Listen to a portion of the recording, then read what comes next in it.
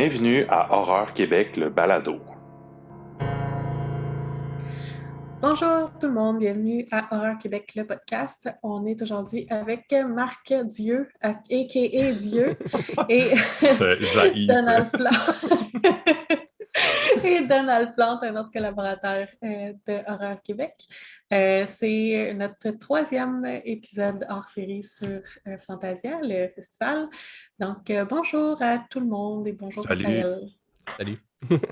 Juste pour te dire pourquoi j'haïs ça, c'est parce que je trouve que qu'on a des collaborateurs, qu'il y a des collaborateurs qui se connaissent encore mieux que moi en horreur dans le site. Fait que je me considère comme tellement pas comme le dieu de l'horreur.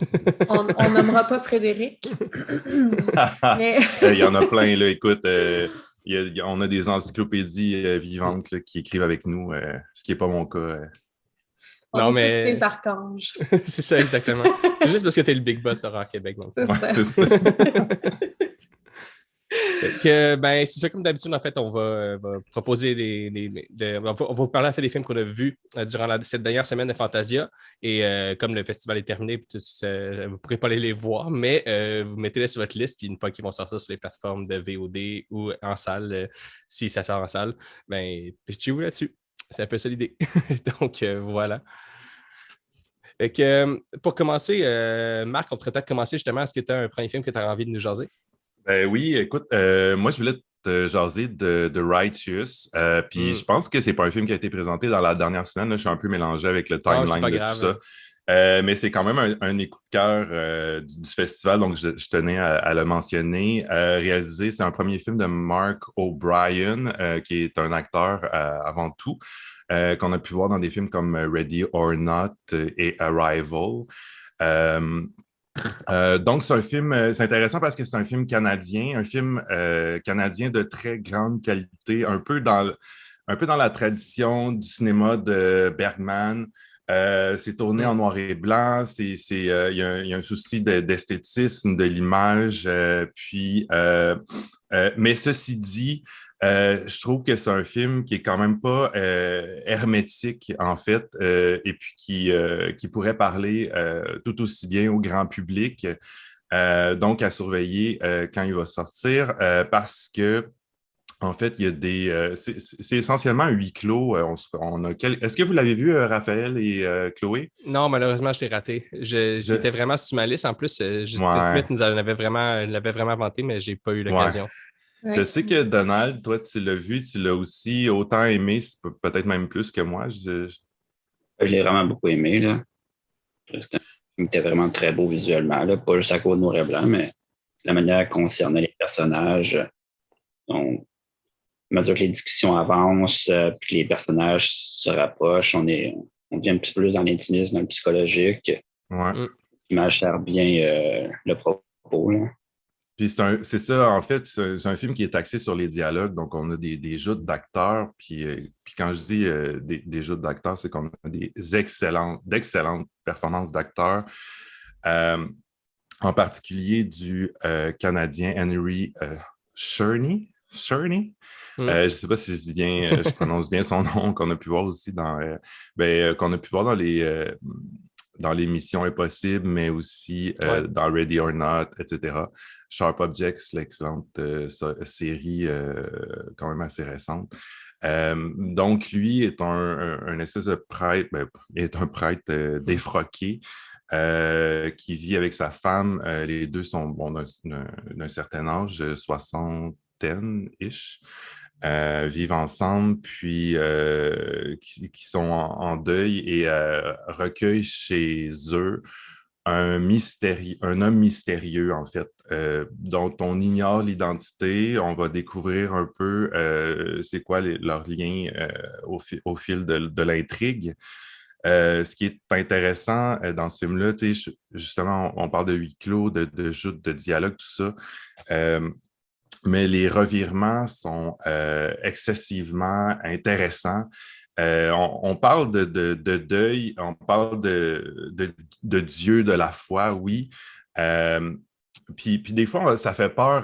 Tu sais, la foi, c'est pas un sujet très en demande au Québec, j'ai l'impression.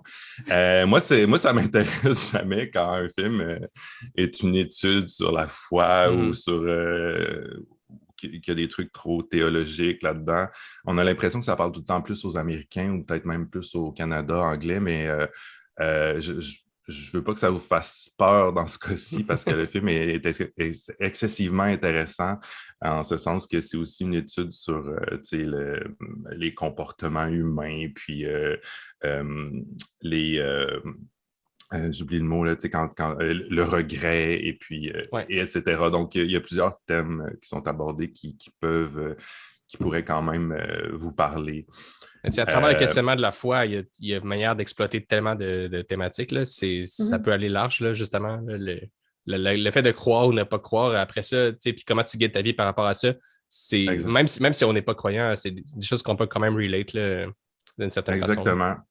Exactement. Puis, en fait, ce qui est excessivement aussi payant dans ce film-là, c'est qu'on ne nous livre pas toutes les réponses sur cette énigme-là. On peut arriver à plusieurs conclusions. Puis moi, c'est ce que j'aime avec ce genre de film-là. Quand je finis mon visionnement et que j'ai le goût de retourner, de repaiser sur play pour peut-être avoir une autre lecture du film ou comprendre autre chose. Ou c'est un film qu'on peut revoir plusieurs fois. Puis moi, c'est mes films préférés, c'est ceux-là, en fait.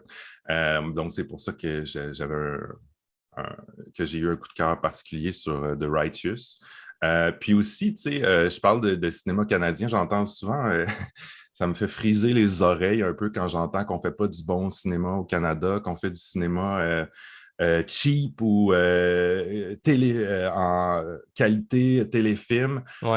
Si c'est un film qui peut vous prouver le contraire, s'il y a un film qui peut vous prouver le contraire, c'est celui-là. Entre autres, en fait, parce que c'est pas vrai qu'on fait du mauvais cinéma au Canada. Donc, c'était mon petit avis sur The Righteous. Merci, Marc. Moi, ce qui m'a impressionné dans ce film-là, c'est que c'est pas un film d'action. Il n'y a pas beaucoup d'action, mais c'est vraiment le texte et le jeu d'acteur qui nous tient en haleine. Puis on découvre tranquillement le mystère aussi au fur et à mesure que le film avance. Puis moi aussi, je n'accroche pas beaucoup aux histoires religieuses ou de foi, mais j'ai quand même vraiment accroché à l'histoire et au personnage. Ça m'a vraiment... tu m'as cherché ça. J'ai beaucoup aimé ça. Là. J'espère que c'est un film que j'aurais aimé ça découvrir sur grand écran. Malheureusement, je n'ai pas pu être à la première mondiale, je pense que c'était. Puis c'est d'autant plus dommage qu'il y avait il y avait comme une partie, il y avait le réalisateur qui aussi joue un rôle très important dans le film. Puis un acteur, je crois, puis j'étais comme un peu déçu de manquer ce tapis rouge-là, parce que ça avait l'air quand même assez intéressant. Mais c'est un film que j'aurais aimé ça découvrir sur grand écran, puis j'ai hâte de voir si peut-être il y a un cinéma du parc qui va nous le présenter cet automne en novembre ou quelque chose comme ça, mais en tout cas, c'est un film qui pourrait faire, je pense, une petite tournée en salle avant sa sortie. On ne sait pas, je pense, encore quand est-ce qu'il sort, mais ça sera quand même à surveiller dans les prochains mois. Super, mais c'est sur notre liste pour de vrai, encore une fois. Fait que, ensuite, tout de suite, je pense que je passerai à Donald. Est-ce que tu as un autre film que tu as envie de nous conseiller? Oui, un de mes coups de cœur de la dernière semaine et du Festival de Nancy, c'était le très attendu de Sadness, le Taïwanais de Rob Jabaz, qui est un film un réalisateur canadien. Donc, c'est un film de pandémie. Il y en a eu beaucoup, même avant notre pandémie.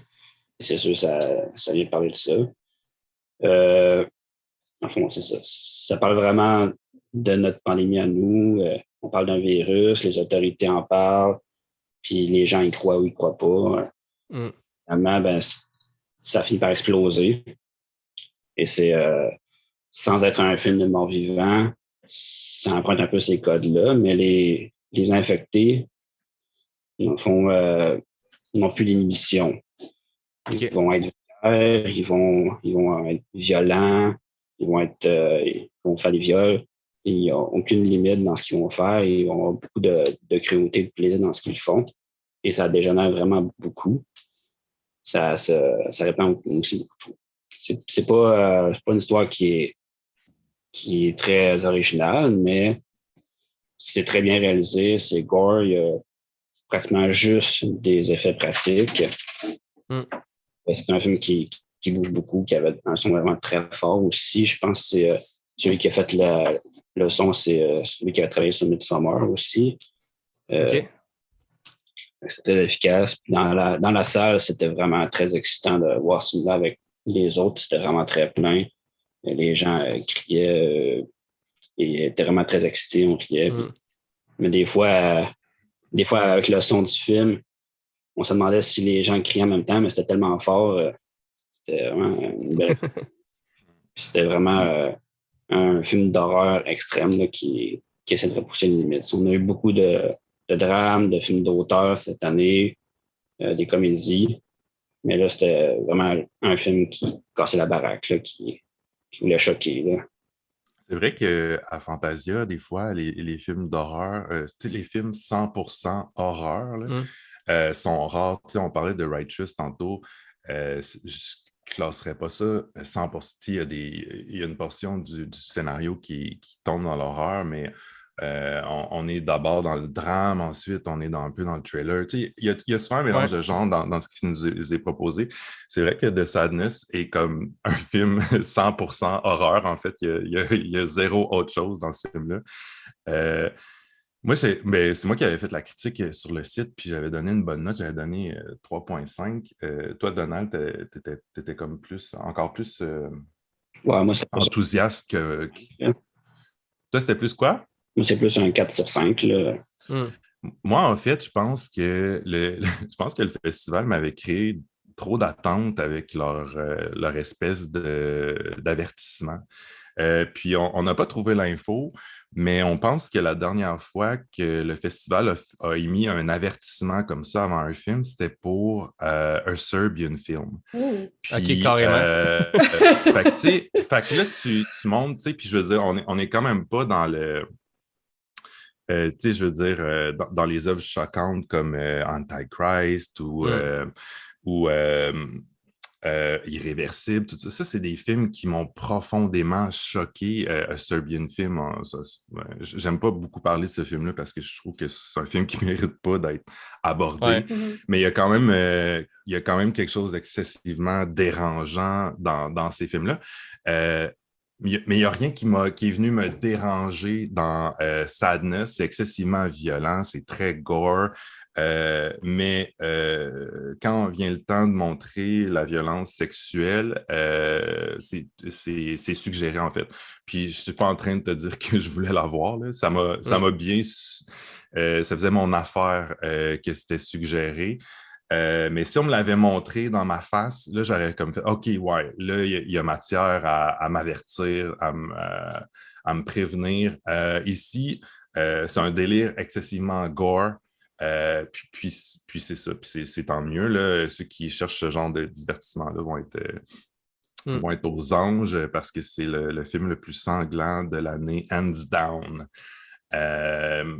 Raven Banner va d'ailleurs le distribuer au Canada avant la fin de l'année, pour ceux qui ne l'ont pas vu encore, parce que à Fantasia, c'était seulement une projection en personne. Là. Je sais que pour certains, c'est un peu plus dur de se déplacer à Montréal, comme pour juste une projection. Là. Mais vous allez pouvoir le voir avant la fin de l'année, ça, c'est certain. Là. Et Raven Banner font des très belles éditions en Blu-ray là, aussi. Oui, le collectionneur qui parle ici, qui a très hâte d'avoir sa copie. Très cool, mais on met ça sur notre liste ici. Puis celui-là, on a des bonnes chances de pouvoir réussir à le voir prochainement, donc c'est encore mieux. Marc, un autre film? Un autre film. Vite, je voulais te parler de Mad God de Phil Tippett. Ouais. Si vous avez jamais entendu le nom de Phil Tippett, c'est correct parce que c'est un gars qui travaille dans les effets spéciaux, les effets visuels. C'est un expert en animation. Cette année, il recevait à Fantasia un prix honorifique, un prix de carrière honorifique. Donc, il y a toujours un artiste, un cinéaste qui reçoit ce prix-là à chaque année. Cette année, c'était lui. Vous le connaissez parce que vous avez vu son travail dans des films comme Star Wars, Jurassic Park, Robocop. Il a aussi travaillé sur Starship Troopers, qui est un... C'est des films... Si vous êtes sympathique au cinéma fantastique, au cinéma de science-fiction, vous avez vu son travail. Donc, lui a travaillé sur Mad God. En fait, il faut faire une distinction. En fait, il n'a pas travaillé sur Mad God pendant 30 ans. Il a mis 30 ans à achever Mad God.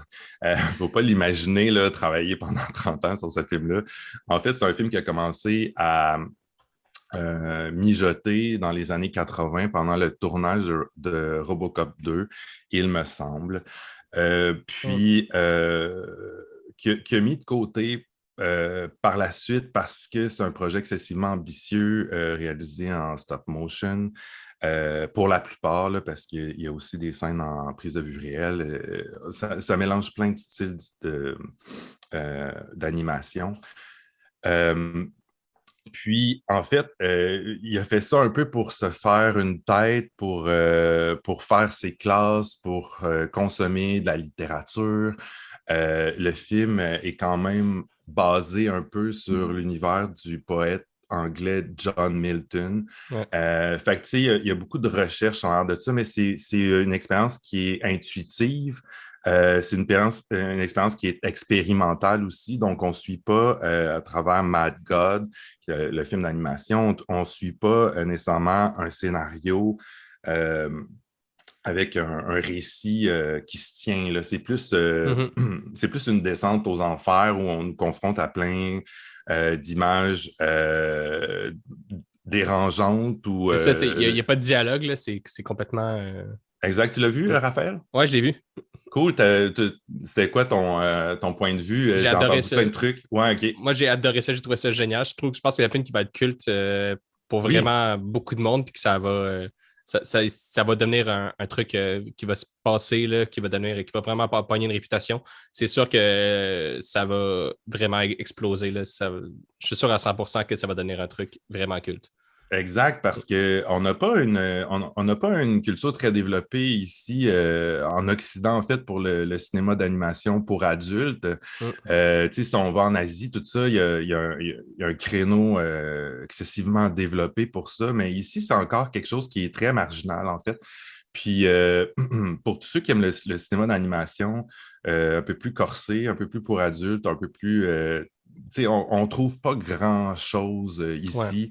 On trouve 1-2 films par année. Il y a Netflix qui a fait des trucs un peu avec la série Love, Death, Robots. Ouais. Mais ça reste quand même marginal.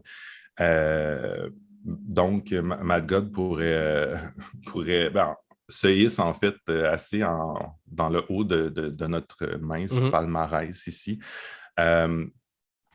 Oui, puis à découvrir aussi un peu, j'ai aussi fait la critique, un peu, je comparais ça. Lui, il s'inspire beaucoup de poésie, de littérature, il s'inspire aussi d'univers de peintres, Jérôme Bosch, plus particulièrement. Donc, c'est un film qu'on contemple avec les yeux, les oreilles, puis on s'assit, puis on s'assoit, puis on enjoy the ride et that's it. Faut pas creuser. Il y a des thèmes qui sont développés en lien avec, encore une fois ici, la théologie, la guerre, etc. Mais il n'y a rien de tangible, en fait, dans tout ça. Si vous vous y risquez, sachez-le. Ouais. Non, c'est ça. À certains égards, ça m'a aussi fait penser un peu au travail de des artistes, des mangakas japonais un peu plus hardcore. Mettons, genre, je pense à Kentaro Miura, Feu Kentaro Miura, qui avait produit, qui produisait le manga Berserk avant qu'il décède il y a quelques semaines. Il y a quelque chose de vraiment de cet ordre-là, de l'enfer comme qui nous fait complètement revirer la tête à l'envers. C'est pas l'enfer judéo-chrétien des démons puis des flammes. Là. Il y a quelque chose de beaucoup plus développé à travers ça puis détaillé. C'est vraiment quelque chose de Il faut le voir pour le croire, finalement. Là. C'est dur à expliquer, là, mais c'est vraiment... Ouais. C'est comme une prophétie un peu sombre de l'humanité, en fait. Ce que pourrait devenir notre humanité. Évidemment, c'est cauchemardesque et puis mais bon, c'est ça. Oui, tu as raison. Vraiment à conseiller. C'est sûr qu'il va y avoir une façon de le voir prochainement. Ça va être distribué. Oui, je pense que lui, il a fait beaucoup de Kickstarter pour venir à bout de ce film-là. Il y a eu des dizaines et des dizaines de bénévoles qui l'ont aidé à mettre un point final à cette saga de Mad God. Puis je pense que c'est sous forme de DVD aussi avant la fin de l'année. Ça va être disponible. Mais je pense qu'il y a un succès en ce moment en festival qui va peut-être faire un peu grossir l'affaire.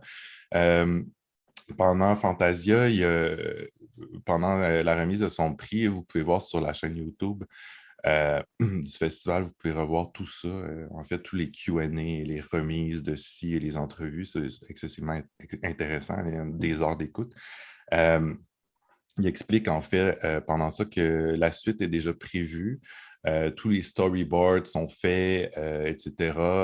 Il y a une trentaine de maquettes, je pense qu'il disait, qui sont déjà prêtes. Donc, s'il y a un engouement présentement dans la tournée des festivals et il y a quelqu'un qui est prêt à mettre l'argent, il va faire la suite. Par contre, il avertit que ça va être complètement différent. De ce qu'on a vu au niveau du style, en fait, puis un peu plus character-driven, un peu plus de développement de personnages, un peu plus basé peut-être sur un véritable scénario. J'aime pas ça dire ça, le véritable scénario. Ouais. Mais plus scénarisé classique. Oui, c'est ça, exact. Ouais. Ah non, mais c'est... Pour vrai, pitchez-vous là-dessus. Aussitôt que vous avez l'occasion, c'est un must. Puis c'est pour une fois qu'on a... Ça aurait très bien pu être un film qui soit juste jamais fini puis qu'on n'aurait jamais eu l'occasion d'avoir. Comme c'est arrivé plein de fois dans l'histoire du cinéma, des projets qui finissent par ne jamais aboutir. Puis ça a fini par aboutir, puis ça nous donne quoi d'aussi génial. C'est fou. Ouais. Pour vrai, pitchez-vous là-dessus. Donc, Donald, à toi d'enchaîner. Est-ce que tu as un autre suggestion pour nous? Oui, j'ai vu le film Blue Whale qui était très intéressant. C'est un film russe de Hanna Setseva. C'est l'histoire d'une adolescente dont sa sœur s'est suicidée. Donc, elle reste avec sa mère, elle est dans le deuil. Puis elle, en fouillant dans son ordinateur, elle se rend compte qu'elle a joué à un jeu en ligne qui s'appelle Blue Whale, la baleine bleue, avec d'autres gens en ligne, qui est un jeu qui s'inspire d'une histoire vraie, là, où les gens se lancent des défis qui sont de plus en plus extrêmes et qui finissent par le suicide en ligne sur Internet. C'était une grosse légende urbaine d'une couple de peut-être 1 ou 2 ans là, que c'était comme vraiment une grosse tendance, mais finalement, c'était pas tout à fait ça. Oui, c'est sûr. Ça a été la base pour le film. Ils en ont fait un suspense. Puis c'est ça, la sœur, elle décide d'entrer dans le jeu pour démasquer le ou les malfaisants qui ont organisé ces jeux-là. Puis elle communique beaucoup avec les autres joueurs. Mais en même temps, elle n'a pas le choix de subir les différents défis pour pouvoir avancer et continuer, ne pas être mis en dehors du jeu. Donc, c'est vraiment un suspense. Puis c'est un film qui donne toujours le point de vue d'un ordinateur, d'un téléphone, des appareils électroniques. Donc, soit que c'est filmé où on voit carrément l'écran. Puis elle fait beaucoup de recherches et elle prend des imprimes écrans, puis elle met tout dans un dossier pour les preuves. Puis ça bouge quand même beaucoup. Le film est en russe sous-titré en anglais, mais toutes les discussions en ligne, les recherches sur Internet sont en anglais. Donc, on a pensé au marché international parce que c'est impossible à suivre j'avoue. Là, avec un anglais par-dessus. Déjà que ça va très vite sur Internet, elle fait ses recherches. Quand elle écrit à quelqu'un, c'est tout de suite la personne lui répond. Il n'y a pas vraiment de temps mort. Mais c'est une bonne intrigue. Moi, au début, je n'étais pas sûr de ce film parce que j'embarque plus ou moins dans les histoires technologiques qu'aujourd'hui, mais celle-là, je me suis lancé entraîner. Puis c'était une bonne histoire. Ça m'a fait un petit peu penser à Décadence, mais pour adolescents et sur Internet. Puis la technique, ça fait en sorte, finalement, au podcast, on a beaucoup parlé là, des films un peu en screen life, là. Comme Unfriended, puis Searching, tout ça. Ouais, Host, qu'on a beaucoup parlé finalement au fil des épisodes, étrangement. Mais ouais, pour vrai, on a dû en parler au moins un épisode sur 2. Je sais pas trop pourquoi. Ça a comme tout le temps redonné des sujets. C'était un film qui a marqué beaucoup de monde, je pense. Ouais. Fait que c'est cool de voir que ça a une pérennité un peu ce style-là, puis que ça continue d'évoluer. Ce qui est bien, c'est du fait qu'on voit juste des écrans, ça montre un petit peu comment que les jeunes sont aujourd'hui, qui sont souvent arrivés à leur écran, puis souvent c'est très important leur vie leur vie virtuelle, qui ont des clics, tu es prêt à faire pour avoir des vues, des clics, d'avoir tout le monde qui te suit. Un peu ça, on est emprisonné dans la technologie du début à la fin dans ce film-là. Le screen live, c'est un peu comme le nouveau found footage, en fait. Exact, oui. C'est comme ça vient à contribuer, dans le fond, au discours sur justement l'espèce de recherche de célébrité, puis le fait de tout filmer frénétiquement. Mais là, ça vient à un autre niveau parce que justement, tu peux aller plus loin qu'avec le found footage avec toutes les applications, le fait de faire des recherches, d'avoir des dialogues. C'est vraiment intéressant comme style. Oui, parce qu'à la base, le found footage, c'était une cassette qu'on trouvait. Donc, c'était quelque chose qu'on trouvait, qu'on mettait dans VHS puis qu'on écoutait. Sauf qu'aujourd'hui, tout est dans le cloud. Donc, c'était un petit peu plus difficile de revenir à la base de ce qu'était le found footage au début avec des films comme The Blair Witch. Ouais. VHS qui est de retour aussi, éventuellement. Très cool. Ben, c'est une autre recommandation. Pour conclure, Chloé, j'aimerais ça t'entendre, toi, qui finalement, durant tous ces épisodes, nous a parlé de court-métrage. Je pense que tu continues dans cette lignée. Oui, absolument. Je me suis dit, bon, tant qu'à y être, on va continuer. De toute façon, j'adore les courts-métrages. On va rester dans ce que je préfère. Moi, j'ai décidé de parler j'ai visité les fantastiques week-ends du cinéma québécois. Puis, comme à chaque année, il y a un programme d'horreur. Cette année, c'était l'Intense Clôture.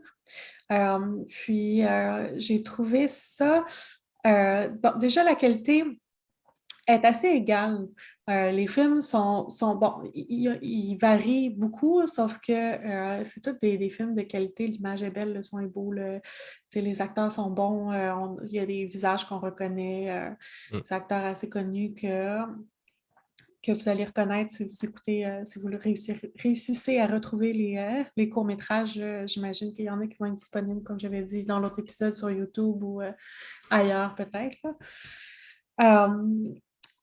Mais c'est des films, j'ai trouvé, j'en ai noté 3, c'est des films qui m'ont mis plus mal à l'aise, on va toucher plus dans le malaise que dans l'horreur profonde. Bon, le premier que je veux parler, c'est mon coup de cœur, ça s'appelle 1033. Je ne veux pas en parler trop profondément parce que si je dis bon, c'est assez court, puis si je dis exactement de quoi ça parle, je vais vous couper un peu le feeling qui est désiré. Mais c'est l'histoire d'une jeune fille, elle s'en va aux toilettes pendant qu'elle est au cinéma avec une amie, elle texte dans la toilette, puis bon, les choses tournent extrêmement mal. Puis ce film-là, c'est un film qui est venu jouer avec une de mes peurs profondes, qui est extrêmement réaliste, puis qu'on a vu beaucoup dans les dernières années. Donc, je pense que c'est une peur qui est assez répandue au Québec. Si vous avez la chance d'y aller, 1033, de le trouver à quelque part, 10-33. Très bon. Super. Ensuite, un autre qui m'a mis extrêmement mal à l'aise, ça s'appelle Morceau par morceau. Déjà, mention au titre. Wow! C'est juste le titre. Oui, ça frappe l'imaginaire. Oui, c'est ça, exactement. C'est un film, évidemment, de body horror. On peut s'en douter un petit peu. C'est une jeune fille qui s'est fait donner par sa mère une fleur, une plante carnivore, c'est-à-dire. Nice! Oui, c'est ça. Une petite plante carnivore, on le dit quand même. Puis la jeune fille, bon, elle a une condition qui fait qu'elle ne peut pas se retrouver au soleil. Donc, il y a des scènes extrêmement étranges dans ce film-là. Par exemple, pour sortir dehors, il faut qu'elle mette une tête de lapin qui est... Je suis en train de regarder les images du film, puis je décide de l'avoir manqué, en fait. Donc, tu sais, ça aurait pu être une cagoule, tu sais, ça peut pas, sa peau ne peut pas toucher à la lumière du soleil, ça aurait pu être n'importe quoi, mais non, c'est une énorme tête de lapin. Il va rencontré une femme étrange aussi, puis bon, le titre va prendre tout son sens à la toute fin du film. Donc, c'est excellent, très bon. Puis finalement, le dernier, je n'étais pas sûre que je voulais en parler, puis là, tout au long de l'enregistrement, je me suis dit, bon, je ne peux pas en parler, je ne peux pas en parler. Ça s'appelle Fester. C'est l'histoire d'une femme que son fiancé vient de mourir. C'est le jour de son enterrement, puis sa mère n'est pas venue à l'enterrement de son fiancé. Okay. Donc, la fille va inviter sa mère à souper avec son frère pour essayer de régler leur conflit, ou plutôt de la confronter. La mère, c'est une femme extrêmement terrible. Puis on réalise au fil du temps qu'en fait, elle n'est pas allée à l'enterrement parce qu'elle était au spa avec son ex-copain. Donc, ici, on joue un petit peu sur l'humour aussi parce que c'est tellement absurde. Puis, c'est un petit peu comique quand même, la situation. Là, la ligne entre le malaise et l'humour, des fois, là, c'est très mince. Là. Oui, exactement. Puis c'est exactement là-dessus qu'on joue dans ce court-métrage-là. Puis ça finit d'ailleurs sur une note assez comique aussi. Donc, je le recommande aussi. Et voilà, c'était mon comment tu dis, review en français? Ma critique. Ton retour, ta critique oui, sur, mon retour sur Fantastique Week-end cinéma québécois. Voilà. Ben, très cool. Ben, on va conclure avec ça, en fait. Ça fait à peu près une demi-heure, justement. Donc, ben, merci à tous d'avoir participé. Marc et Donald, on vous lit sur Horreur Québec toujours. Donald, je crois aussi que tu vas faire peut-être une petite apparition dans une émission sur Frisson TV éventuellement. On n'en dira pas trop. Et ben, merci encore à tous. Puis pour les gens qui suivent le podcast, on se retrouve bientôt avec des nouveaux épisodes réguliers. On arrête les hors-séries à partir du mois de septembre. Merci Merci tout le monde. Salut. Ciao.